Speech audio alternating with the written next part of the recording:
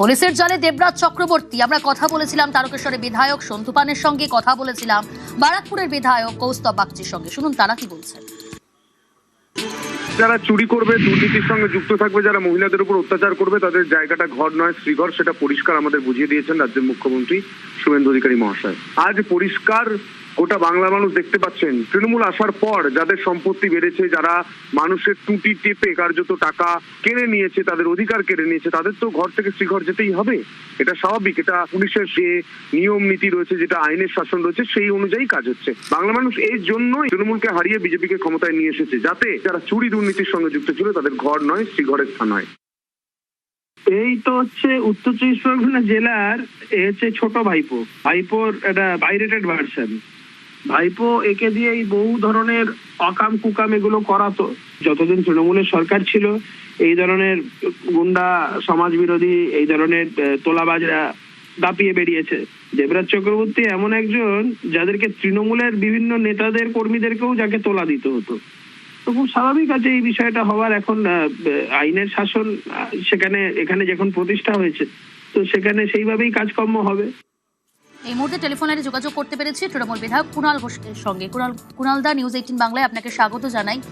দেবরাজ চক্রবর্তী পুলিশের জালে, বিজেপি তরফ থেকে সরাসরি অভিযোগ করা হচ্ছে অভিষেক বন্দ্যোপাধ্যায় ঘনিষ্ঠ, কান টানলে এবার মাথা আসবে, কি বলবেন? দেখুন, দেবরাজ চক্রবর্তী গ্রেফতার হয়েছেন সেটা শুনেছি। এখন বিষয় হচ্ছে এটা সম্পূর্ণ আইনি বিষয়।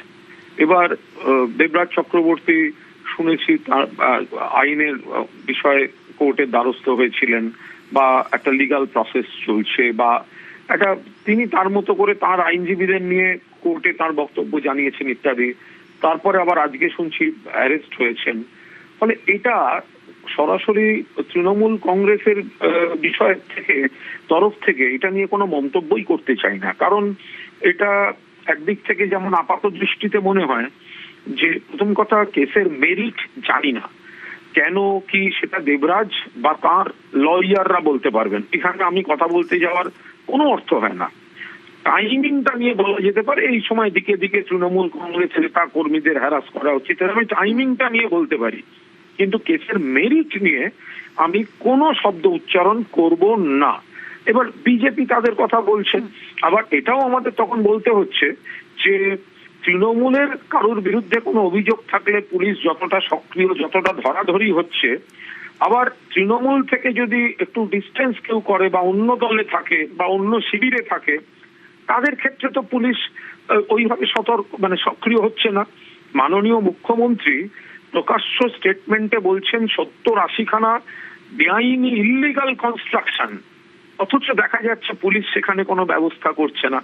আমি আবার বলছি, দেবরাজ চক্রবর্তী বা অ্যারেস্টেড কাউকে আমি ডিফেন্ড করছি না, কারণ আমি কেসের মেরিট জানি না। কিন্তু পুলিশের ব্যবহারটা পলিটিক্যালি একটা ডিমার্কেশন লাইনের মধ্যে পড়ে যাচ্ছে। একদিকে হচ্ছে আর কিছু ক্ষেত্রে হচ্ছে না। আমি সেইটুকু বলতে পারি। দেবরাজ চক্রবর্তী সে তো দমদম বারাকপুর সাংগঠনিক জেলার দায়িত্বে ছিলেন, তার বিরুদ্ধে এরকম ভুরি ভুরি অভিযোগ। আমি তো ওই জন্য প্রথমেই বললাম যে কেসের মেরিট যেহেতু আমি জানি না, মেরিট নিয়ে তো আমি কোনো মন্তব্যই করছি না। অর্থাৎ তাকে গ্রেফতার করাটা ঠিক হয়েছে না ভুল হয়েছে, আমি তো এই শব্দটার দিকে যাচ্ছি না। আমি শুধু টাইমিংটা নিয়ে বলছি। যেহেতু দিকে দিকে তৃণমূল কংগ্রেস যারা মমতা বন্দ্যোপাধ্যায়ের দিকে আছেন, তাদের উপর যে অ্যাকশন গুলো হচ্ছে, আমি শুধু তাতে বলছি দেবরাজ চক্রবর্তী ঠিক কাজ করেছেন না ভুল কাজ করেছেন, যারা গ্রেফতার করেছেন সেই গ্রেফতারি বৈধ না অবৈধ, এ ব্যাপারে কেসের মেরিটের ব্যাপারে আমি কোনো অবস্থায় কাউকে ডিফেন্ড করছি না। সারা বাংলায় যেভাবে টাইমিংটা নিয়ে কথা হচ্ছে এবং একটা অংশের দিকে পুলিশ অ্যাক্টিভ হচ্ছে আর বাকি অংশে চলে গেলে অ্যাক্টিভ হচ্ছে না, আমি সেইটুকু বলতে পারি। আপনিও তো রাজনীতি করেন, একজন মেয়র পরিষদের এত পরিমাণ, বিপুল পরিমাণ সম্পত্তি হতে পারে? দেখুন, এটা খুব কথা হচ্ছে। মেয়র, আমি কথা বলছি, কেউ বৈধভাবে করেছে না অবৈধভাবে করেছে আমি জানি না। এবার মেয়র পরিষদ হলে তার সম্পত্তি থাকবে না, এই শব্দটা আবার কি একটু অর্থহীন কথা হচ্ছে না? এই বিপুল পরিমাণ সম্পত্তি কি কুণাল দা সম্ভব? দেখুন, আমার কাছে হয়তো অসম্ভব। অভিযোগ হচ্ছে প্রায় 1300 কোটি। আমি আবার বলছি, আমার কাছে মনে হচ্ছে অসম্ভব, কারুর কাছে মনে হচ্ছে সম্ভব। এজেন্সি অ্যারেস্ট করেছে, এজেন্সি যদি কোর্টে সেটা দেখিয়ে দেয় এবং যে অ্যাকিউজড ব্যক্তি তিনি বা তার লয়ার যদি তাকে ডিফেন্ড করতে না পারেন, তাহলে অভিযোগটা সত্যি ধরতে হবে। আমি তো বারবার বলছি আপনাদের, আমি কোনো কেসের মেরিটে গিয়ে কাউকে কোনো ডিফেন্ড করছি না। আমি শুধুমাত্র রাজনৈতিক অপটিক্সের উপর যেটা দেখা যাচ্ছে সেই দিক থেকে আমি আমার বক্তব্য রাখছি। কেসের মেরিটে যদি কেউ হিসাবের বহির্ভূত, আপনি রাজনৈতিক ইন্টেনশনের কথা কোথাও বলছেন, কিন্তু কলকাতা হাইকোর্ট তার তো আগাম জামিন খারিজ করে দিয়েছে।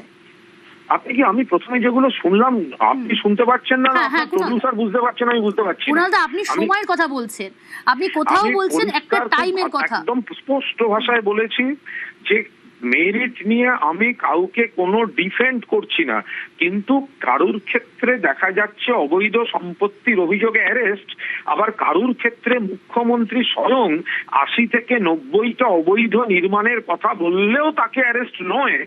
এই তফাৎটার কথা বলছি আমি। কিন্তু দেবরাজ চক্রবর্তী যদি বিপুল পরিমাণ সম্পত্তি এবং হিসাব বহির্ভূত সম্পত্তি করে থাকেন এবং যেটা আইনে জাস্টিফাই করতে না পারেন, তা তাকে অ্যারেস্ট করা হয়েছে, আমি কেন ডিফেন্ড করতে যাব? কিন্তু মুখ্যমন্ত্রী একই সঙ্গে 80 থেকে 90টা ইলিগাল কনস্ট্রাকশনের স্টেটমেন্ট দিচ্ছেন একজনের নাম করে, কিন্তু তার কাছে পুলিশ যাচ্ছে না, কারণ তারা এখন ভালো তৃণমূল ছাড়ছে। এইটা কেন হবে? যদি দেবরাজ চক্রবর্তীর অবৈধ সম্পত্তিটা যদি পুলিশের কাছে অ্যারেস্ট করার কারণ হয়, তাহলে মুখ্যমন্ত্রী যার নামে বলছেন 80 থেকে 90টা ইলিগাল কনস্ট্রাকশন হয়েছে, পুলিশ তাকে অ্যারেস্ট করবে না কেন?